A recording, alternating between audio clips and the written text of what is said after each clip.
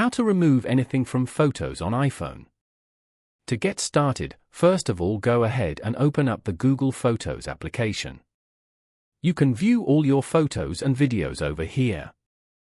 Open any photo from here. Once you're here, go to the bottom panel and tap on Edit.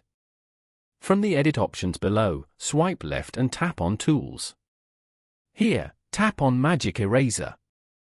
Use 2 fingers to move the photo and then mark the areas you want to erase. After erasing, tap on Done at the bottom right corner. Then, tap on Save. Tap on Save again. This way, you get more control over your experience with the app and how you use it. Following these steps, you can easily remove anything from photos on iPhone. Thank you for watching.